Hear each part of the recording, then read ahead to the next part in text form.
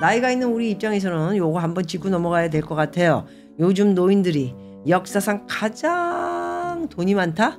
어려운 노인들도 굉장히 많은데 또 돈이 있는 노인들이 반대파 보면은 한 10%, 15%또 돈이 있는 노인들이 많아요. 그래서 없어서 못 사는 게 있다고 합니다. 뭐지? 그리고 이거를 봤더니 건설사들이 뛰어드는 바로 시니어 주택. 노인 인구 1000만 명 코앞인데 시니어 주택은 8,800실에 그쳐서 재력 있는 고령자 수요가 이렇게 그런 아파트 형태의 시니어 주택을 사고 싶어 한다. 이런 내용입니다. 이것도 굉장히 부자들만 들어간다는 실버타운은 옛말이라고 하는데요. 그렇다면 그렇게 큰 부자가 아니어도 조금 저금을 해 놓으시고 저렴하게 들어갈 수 있는 곳들도 속속 만들어진다고 하니까 한번 들여다봐야 되지 않을까. 뭐 한국에 이렇게 가끔 오시는 분들도 한번 들여다볼 만하다. 그런데 문제는 최고급 실버타운은요 10억대 이런 거 많이 보셨죠? 10억대를 이용료 500에서 700만 원까지도 이렇게 부어야 한다니 이건 뭐 부담스러워서 어디 원 들어갈 수 있겠어요. 그런데 요즘은 수도권에 보증금 3억에 이용료는 200에서 300 실버타운이 생기고 있다고 하니 인기가 굉장히 높은가 봅니다. 그 주니어 뭐 주택에 들어가면 뭐가 좋은데 좀 있죠. 좋은 것들이 거기 뭐 간호사니 의사니 다 배치돼 있고 운동하는 것도 수영장에 다 누가 가르쳐주고 뭐 있습니다. 그래서 굉장히 인기가 좋다라는 말씀을 드리고요. 국민연금만 잘 해놔도 실버타운에 들어가서 가만히 앉아가지고 밑에 가서 밥 버페로 먹고요. 그리고 할머니 할아버지들과 놀고 노래 부르는 시간, 그리고 미술 그리는 시간, 조각하는 시간 뭐 별게 다 있습니다. 프로그램이. 그러니까 장사를 하겠죠. 그래서 이렇게 보면은 일본의 노인들은 이미 오래전부터 이런 것들을 준비를 해왔습니다. 기업들이. 그래서 지금 이제 우리가 일본을 따라가는 것이 아니냐 이런 이야기를 하고 있습니다. 자, 마지막으로 여러분 또 부유한 노인이 있는가 비교하면 오늘의 내용 고령 택시 기사가 급증을 해서 60세 이상 자영업자가 200만 명을 돌파했다고 합니다.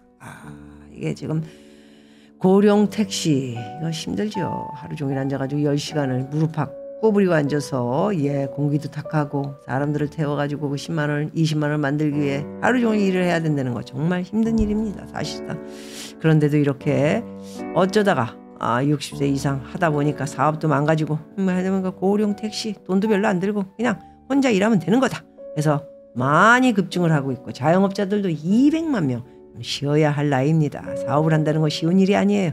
60세는 웬만하면 그냥 있는 돈을 까먹으면서 죽을 때까지 손가락을 빨고 그리고 있는 돈을 계산하면서 까먹고 그러면서 조금씩 투자해서 뭐 달러 조금 올라가는 거 또는 뭐 주식도 뭐 주식 많이 사려는 게 아니고 가지고 자기가 가지고 있는 돈의 20% 그런 것들도 있고요. 그 외에도 여러 가지 투자 방법들이 있는데 비트코인 이런 거 하시면 안 되고요.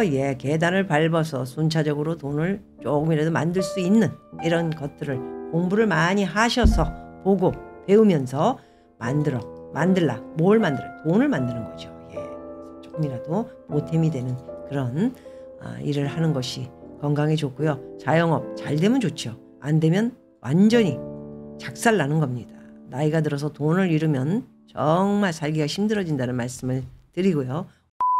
트럼프 재집권 시 나토 지원을 축소하겠다. 우크라이나 전쟁은 종전 협상 검토를 하겠다. 정말 큰일 났습니다. 트럼프 때문에. 이런 철면피 좌파의 철면피 하면은 조국 아닙니까? 자, 오늘 CPI 쇼크 진화에 나선 연준이다. 이 진화에 나섰다는 이야기는 뭐냐면은 대도시를 떠나서 남부로 인구 대거 이동을 하고 있다. 남부 경제의 청신호다. 이런 이야기를 하고 있습니다. 그렇다면 대도시는 어디가 들어가? 미국의 또 문제점은 재택근무 딜레마로 인해서 출산율은 반등을 했다. 이건 뭘까요? 미국의 상업용 부동산 부실 자산이 2,350억 달러, 2,350억 달러, 우리나라 돈으로 300조입니다. 금융위기 우려 확산으로 번지고 있다. 55조 물린 해외 부동산, 우리나라 부동산 사태들을 좀 아직 뭐 시작도 안 했는데 참 안타깝습니다. 우리나라 참 뭐 잡아 돌린다고 되는 일이 아닌데 사지마 먹지마 사지도 말고 먹지도 말고 하지도 말고 아무것도 하지 마. 응? 지금 현재의 차이나야. 먹지 마, 사지 마, 하지 마.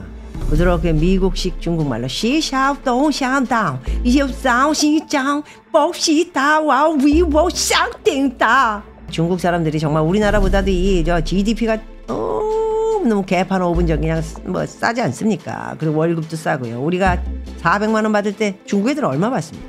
중국의 의사 회계사도 이민 갈래요. 중국인 미리급 폭증을 하면서 여러 번 말씀드렸죠. 지금은 완전히 심각한 단계로 이루어졌다는 말씀을 드리게 됐습니다. 살기가 너무 어려워졌고요. 제일 중요한 걸 중국 애들이 떠나는 이유 중에 하나는 바로 자금난으로 허덕거렸던 제가 말씀드렸던 태영은 망가졌고요. 뭐 그 정도면 좀 조용히 입 다물고 무슨 일이 터질까봐 굉장히 쉬쉬거리면서 나라에서 조용하게 만들어준 케이스 중에 하나가 태영이지만 SBS가 언제 어떻게 될지 모르는 지금 상황이죠. 네. 그런데 이제 두 번째 제가 말씀드렸던 이제 신세계 건설 불황의 보험 담보도 잡히고요. 그래서 받은 대출이 자그마치 60조라고 합니다. 이건 뭡니까? 보험 들어놓은 것까지 담보로 해가지고 돈을 받는다? 이자를 내면서 얼마나 그때가 필요하면은 부메랑 된 투자, 부메랑이 됐다 투자가. 한창 경기가 좋고 뭐 계속 거품이 껴가지고 나중에 무너지는 걸 생각 안 하고 좋은 것만 계산했던 여러 사람들의 이야기입니다. 다중 채무자가 450만 명. 와, 할머니, 할아버지, 그 다음에 어린애들 그리고 사회생활을 할 수 없는 뭐 장애 여러분들을 비롯해 이 우리나라에 5천만 인구가 넘는 중에 절반이 뭐 그렇다 치고요. 거기다가 또 뭐 여러 가지 생계 뭐 유지하면서 살아가는 일자리 없는 사람들까지 계산을 했을 적에 월급 받고 일하는 사람들이 얼마나 될까요? 예, 뭐 1,000명 넘는다고 쳐도 제대로 된 사람들이 1,000명 넘는다고 쳐도 전국 작년 부동산 거래량이 작년입니다. 작년. 네. 작년 전국 부동산 거래량이 100만여 건이라고 합니다. 2006년 이후에 최저라고 해요. 2006년 이후라니 작년 집값 하락이 올해 더 떨어진다 이런 내용입니다. 작년 집값 하락? 작년의 집값 하락보다도 올해가 더 떨어진다. 이 내용 내가 얘기 벌써 했는데 이제 무슨 말도 안 되게 뭐 이런 내용을 쓰고 그래. 너희들 좀 정신 좀 차려 니네들. 응? 미리미리 얘기할 줄 알아봐. 내가 얘기할 때는 뭐 오를 것 같이 니네들 그랬잖아. 올리긴 개뿔 뭐가 올러. 지방 미분양 아파트 5만 호 이거 사면 주택수에서 제외하겠다. 누가 지방을 삽니까? 지방 계신 분들은 지방에 필요한 아파트 사시면 되죠. 지금 조건이 너무 좋아졌어요. LH에서도 또 한번 내 정부와 함께 손을 잡고 올해 10만 5천 가구 인허가 한다. 착공은 4배 늘리겠다. 그래서 집을 마구잡이로 계속 만들어낼 테니까 좀 집 좀 사세요. 아파트 사세요. 아파트 사이요. 지금 그러고 있는 거죠. 자기야 이제 이러다가 우리 3억도 아파트 못 받는 거 아니야? 그러면서 집값이 무섭게 떨어지고 있는 3년 만에 집값이 반토막이 났어요. 그래서 영끌 몰렸던 노도강 지금은 혹한기다 이런 내용인데요.